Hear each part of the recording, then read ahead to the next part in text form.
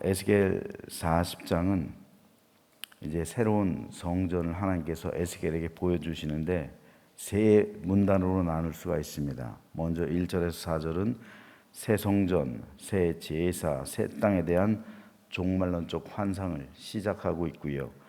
5절에서 27절은 각 부분별 측량과 새 성전의 식양에 대해서, 그리고 28절에서 47절은 성전 안뜰의 새 문과 식양에 대해서 기록하고 있습니다.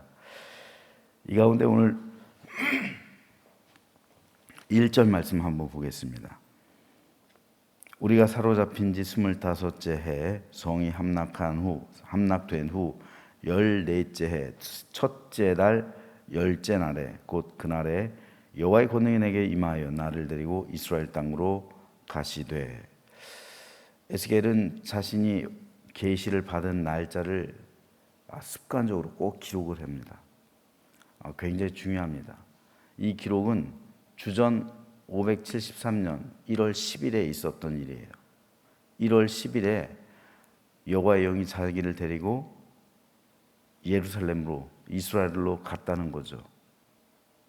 그래서 그곳에서 새 성전, 새 제사, 새 땅에 대한 종말론적 환상을 보여주시는 거예요. 그런데 이날 주전 573년 1월 10일은 대속죄일입니다. 대속죄일에 하나님께서 에스겔을 이스라엘 땅으로 데려가신 거예요. 그렇다면 왜 하필이면 대속죄일일까요? 사실 에스겔은 선지자지만 에스겔의 출신 성부는 사독 계열의 제사장이에요. 대속죄일에 있어서 가장 중요한 사람은 대제사장입니다. 아마도 제사장으로서 에스겔은 대속죄일을 맞이해서 굉장히 근심했을 수가 있을 겁니다. 왜냐하면 성전이 없어졌잖아요. 제사장으로서 직무를 할 수가 없잖아요. 대속죄일은 1년 중에 가장 중요한 날입니다. 얼마나 중요하면 대자를 붙였겠어요. 대속죄일. 대속죄일은 이스라엘 백성의 모든 죄를 사하는 날입니다. 1월 1일 나팔절로부터 열흘째 되는 날, 1월 1일 신년을 나팔절이라고 하는데, 나팔을 불어서 나팔절이라고 하는데 열흘째 되는 날이에요. 그리고 이 나팔절부터 대속죄일까지 열흘 동안 이스라엘의 관습은 서로에게 찾아다니면서 자기들의 죄를 고백하는 거예요. 내가 당신한테 무슨 죄를 지은 것 같은데 용서해 주십시오. 그럼 용서해 주는 거예요. 서로를 용서해 주는 거예요. 그래야 대속죄일에 자기들의 죄가 용서함 받는다고 믿었기 때문에 그래요. 그래서 예수님께서 주기도문에서 우리가 우리 죄를 사하여 준 것 같이, 이건 대속죄일의 관습을 의미하는 거예요. 우리 죄를 사하여 주옵소서. 이걸 현대식으로 말해서 내가 누군가의 죄를 먼저 사해 줘야 하나님도 우리 죄를 사해 준다, 그런 의미가 아니에요. 대속죄일에 있었던 관습을 의미하는 겁니다. 나팔절로부터 열흘 동안 사람들을 찾아다니면서 내 죄를 용서해 주십시오. 내가 당신에게 잘못한 것이 있으면 혹 용서해 주십시오. 서로에게 찾아다니면서 서로 함께 용서해 주는 거예요. 그래서 하나님 앞에 섰을 때 거리낌이 없도록, 나는 누군가의 죄를 용서해 주지 않고 하나님 앞에 내가 죄를 용서를 구하는 건 아닌가, 그러면서 서로를 찾아다니면서 열흘 동안 모든 은원 관계에 있었던 것을 다 해결하는 거예요. 다 정리하는 거예요. 열흘이란 기간 동안에요. 1년 동안 내가 누군가에게 원망 들을 일이 있었나? 내가 1년 동안 잘못 살아온 게 있었나? 누군가 나를 원망하지 않나? 다 푸는 거예요. 그리고 대속죄일이 되어서 하나님의 자비를 구하는 거예요.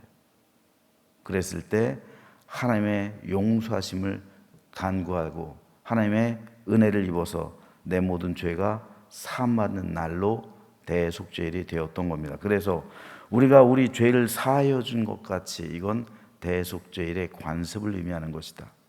그리고 그런 것처럼 우리 죄 또한 용서해 주십시오 라고 주님은 제자들에게 주기도문을 가르쳤습니다. 이렇게 대속죄일은 중요한 날입니다. 이스라엘 전체의 죄가 속하여지는 날이에요. 1년에 한 번 대제사장이 지성소에 들어가는 날입니다. 공식적으로 지성소에 들어가서 그 속죄소에다가 피를 뿌리고 그리고 그곳에서 모든 죄를 속하는 날, 그날이 바로 대속죄일입니다. 그런데 문제는 지금 뭡니까? 현재 에스겔 당시 성전이 없어졌잖아요. 언약궤 사라졌잖아요. 속죄소가 없어졌어요. 아니 성전이 없고 속죄소가 없어요. 법궤가 없으니까, 언약궤가 없으니까요. 대제사장이야 물론 있겠죠. 근데 대제사장이 제사장들이 직무를 수행할 수가 없잖아요. 성전이 없는데 제사장이 무슨 필요가 있어요? 에스겔은 제사장 출신이잖아요. 그러니까 아마도 에스겔은 굉장히 그것으로 인해 상심했을 겁니다. 그래서인지 하나님께서는 에스겔을 데리고 가서 새 성전을 보여주시는 거예요. 새 제사, 새 땅에 대한 환상을 보여주십니다. 그러면서 하나님께서 에스겔에게 말씀하시는 것은 이 모든 것이 회복될 것이다. 성전도 회복되고 제사도 회복되고 그리고 땅이 새롭게 될 것이다 라고 말씀하십니다. 하나님의 이 약속의 말씀과 같이 이스라엘 백성들은 귀환을 하게 되죠. 에스겔이 이 환상을 본 지 25년 만에 35년 만에 이스라엘은 돌아오게 돼요. 그런데 문제는 뭡니까? 그들로 하여금 바벨론 포로로 끌려가게 하는 그런 비참한 상태에 처하게 했던 그것이 그들의 죄 때문이었잖아요. 그들의 죄 때문이었는데 이 새 성전, 새 제사, 그리고 새 땅에서 살아가는 이 사람들이 또 이 죄의 문제에 직면하고 있는 거예요. 이 죄의 문제가 해결되지 않으면 땅이 새롭게 된들, 성전이 새 성전이 되고 제사가 새롭게 된들, 그것은 또 타락하는 거예요. 하나님께서 노아의 홍수로 모든 죄로 인해서 인류를 다 쓸어버렸죠. 그래서 그 홍수 가운데 살아남은 사람은 8사람이에요. 그런데 또 함과 그의 아들 가나안이 또 죄를 세상에 들여왔잖아요.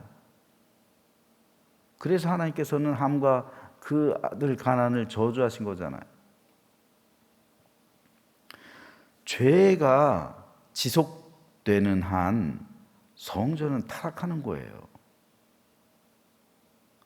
그로 인해 또 무너질 수 있는 것이고 제사가 폐하여질 수 있는 것이고 땅이 더럽혀질 수 있는 거예요. 그래서 그 땅은 또 황폐해질 것이고 성전은 다시 무너질 것이고 제사는 다시 끊길 거예요. 죄의 문제가 해결되지 않으면 그들이 또다시 죄를 짓는다면 또 그렇게 된다는 말이에요. 또 바벨론 포로로 끌려갔던 그 일이 반복될 것이란 말입니다. 실제로 그랬잖아요. 실제로 그렇게 됐어요. 주 70년 이스라엘 백성이 바벨론에서 돌아와서 두 번째 지은 성전이 무너지잖아요. 로마의 침략으로 인해서. 로마가 무너뜨리잖아요. 로마에 대한 반란을 일으켜서요. 수르바벨 성전 다 무너집니다. 헤롯 성전 무너져 버려요. 수많은 사람 죽임당하고 살아남은 사람들 노예로 끌려갑니다. 바벨론 포로로 끌려갔던 것처럼 여기저기 로마 제국에 흩어져서 이 노예로 끌려가는 거예요. 성전이요? 무너졌잖아요. 완전히 무너졌잖아요. 지금까지 못 짓잖아요. 그때는 70년 만에 지었는데 지금 못 짓잖아요. 2000년이 지나도록 못 짓잖아요. 결국 그때로부터 지금까지 제사가 끊어졌잖아요. 죄의 문제가 해결되지 않으면 성전을 다시 짓고 제사가 새로워지고 그 땅이 회복돼도 또 그 땅이 황폐해지고 제사가 폐허해지고 성전이 무너지게 되는 거예요. 이 죄의 문제를 해결하지 않으면 그래요. 그러므로 오늘 본문에서 하나님께서 에스겔에게 보여주신 새 성전, 새 제사, 새 땅은 궁극적으로 예수 그리스도를 통한 하나님의 교회를 상징하는 거예요. 하나님께서는 에스겔에게 새롭게 된 교회, 새로운 성전, 그리고 새롭게 된 땅, 새롭게 된 제사, 그 모습을 보여주신데 그것이 상징하는 것이 예수님이라고요. 예수 그리스도의 십자가를 통해서 인류의 모든 죄가 구속함 받죠. 그래서 하나님의 성전은 영원하게 되는 거예요. 예수님의 몸이 성전이기 때문이죠. 그 안에서 우리는 하나님을 영원토록 예배합니다. 그리고 영원한 천국에서 영생 복락을 누리게 되는 겁니다. 그래서 사도 요한은 이런 환상을 보죠.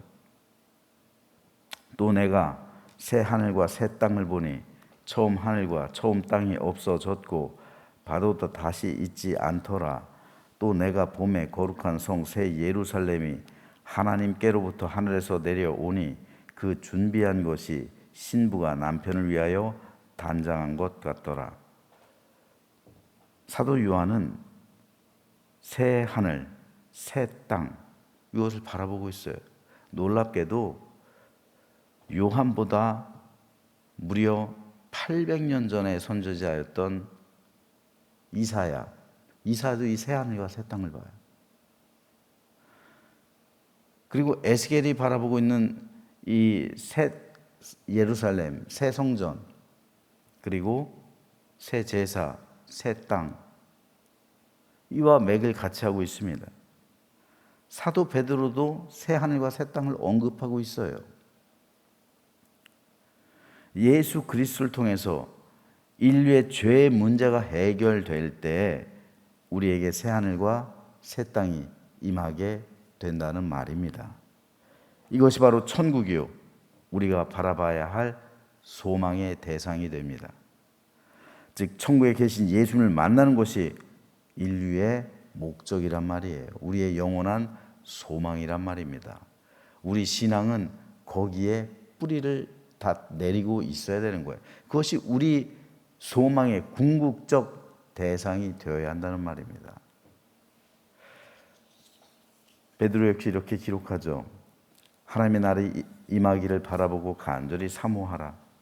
그날에 하늘이 불에 타서 풀어지고 물질이 뜨거운 불에 녹아지려니와 우리는 그의 약속대로 의가 있는 곳인 새 하늘과 새 땅을 바라보도다. 이것이 우리의 소망이어야 합니다. 새 하늘과 새 땅. 이것이 우리를 위해 준비되고 예비되었단 말이에요. 우리 모든 죄가 사함 받았기 때문에요. 그러나 이스라엘 민족은 그들이 땅이 새롭게 되고 성전이 새로 지어지고 제사를 새롭게 했다 할지라도 그들의 죄로 인해서 그 성전이 무너졌어요. 땅이 황폐해졌어요. 제사가 폐해졌습니다. 그러므로 오늘 우리는 이 말씀을 통해서 진정으로 하나님께서 우리에게 원하시는 것은 하나님 앞에서 성결한 삶의 모습이고 우리가 예수 그리스도를 통해서 구원을 받는 것을 그 누구보다 하나님께서 원하신다는 사실을 기억하면서 우리는 예수 그리스도 통해 구속함을 받았은즉 우리의 모든 죄가 사하여졌다는 이 사실에 감격하면서, 그러나 그럼에도 불구하고 우리는 매일 성결하게 살아가야 하며 하나님께서 주신 은혜 가운데 예수 그리스도의 피뿌림의 은혜로 매일매일 살아가며 하나님께서 우리를 위해 예비하신 새 하늘과 새 땅을 간절히 사모하며 매일매일 주와 동행하는 삶을 살아가는 우리 모두가 되시기를 주님 이름으로 부탁드립니다.